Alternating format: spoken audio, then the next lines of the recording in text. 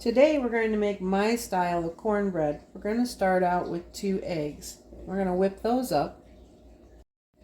I'm going to whisk those up really, really well.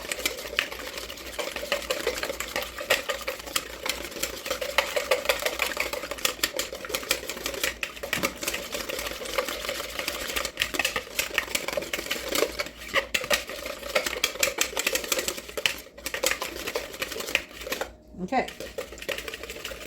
Should have blended really well. Next, for our next liquid, we're going to make our own buttermilk. And I'll show you how to do that really easy. All right, let me show you how to make buttermilk. You're going to pour 1 cup because 1 cup of buttermilk is what is necessary for this recipe.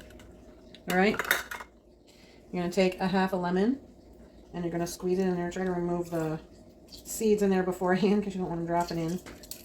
And you're going to squeeze that in there, the whole thing, best you can. Okay? You're going to take a spoon and you're going to mix that up. Or you can take your whisk. Doesn't matter. As long as you got it whisked in there. Alright, see that? We're going to let that set for a minute. What's going to happen is a chemical reaction that's going to make that thicker. Alright? So if you're an experienced cooker, you'll know that 1 stick of butter is a half a cup of butter. So you're going to slice this up and then you're going to melt this in the microwave for about, 30-40 minutes. Just keep an eye on it so it doesn't splash everywhere and get that melted. But once that is melted, we're going to put that into our bowl with our eggs. You don't want it to be too hot. You just want it melted. Where it's a cool temperature, you don't want to cook the eggs. All right? And the way that I do that is I chop it up, coffee cup, put it in the microwave.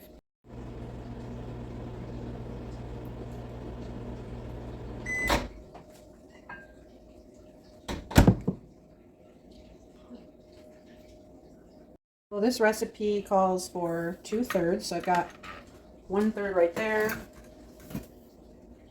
and a 2nd cup of sugar. My family likes things a little more on the sweeter side, so we are also going to add 2 extra tablespoons on top of that. Just make it a little bit more sweeter. All right? Don't have to, but I think it tastes better that way, and so does everybody else in my family.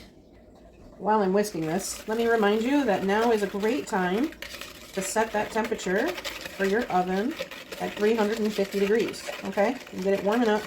So when we get all these ingredients together, we are set to cook it. Show you a little trick that I noticed in here. There was a dark spot. Dark spot as I was mixing, and I was like, what are those 2 little dark spots? Well, it looks like 2 of those seeds from the lemon got in there. So if you see that, most likely 2 seeds as you were squeezing them in made it in.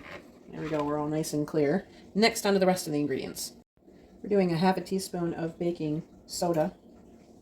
And then we're going to crank in some salt. Some say it's about 1/2 teaspoon. I just say put 2 cranks of salt in there, or 2 pinches.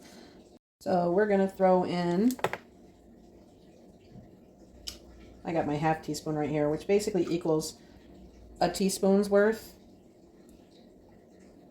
I'm going to put 1.5 teaspoons because you like it a little bit more vanilla-y. All right, I'm going to mix that up.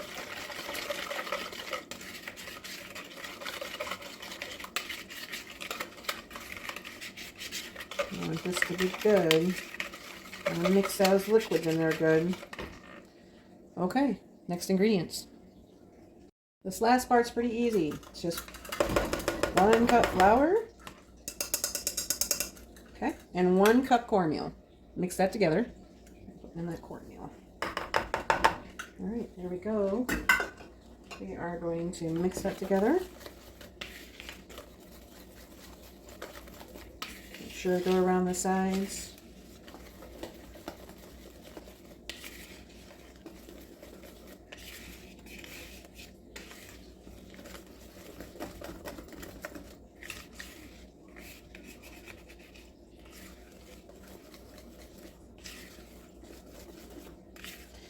Make sure it's well blended. Okay, we have that done now. See how well blended it is? You don't see any of that flour in there. Now we're going to get our bread pan. So this is the pan that I will be using. I'm not even sure of the size here. It might say on the on the back. I'll take a look at it to give you the size. See if it says 6 by 11.5 by 2 inches by 2. Yeah. 6 by 11 by 2. It is. Anywho, moving along, we are going to put our ingredients in here.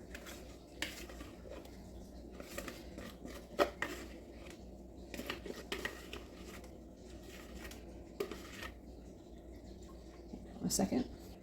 Switching to a spoon because you want to get as much of that in here as you possibly can, of course, because you went through all the trouble to do this. You want to get it all in here, right?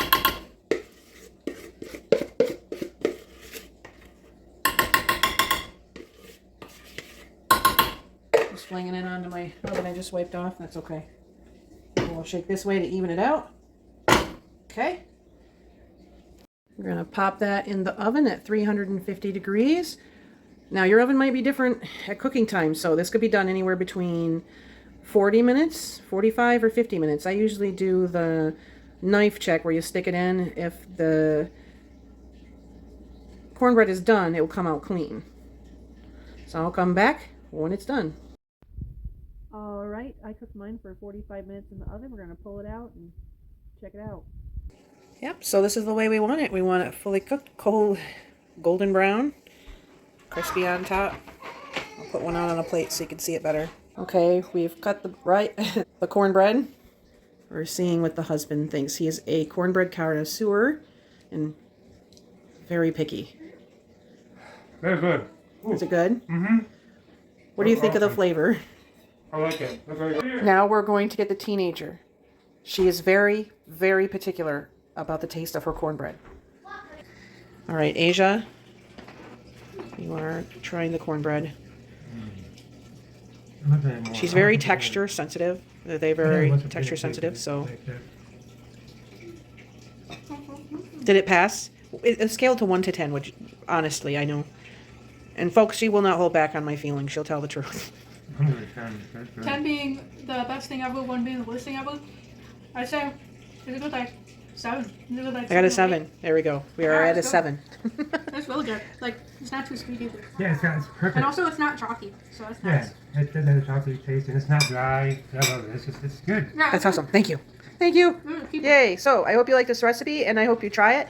Like and subscribe if you want to have more of these recipes. Thank you.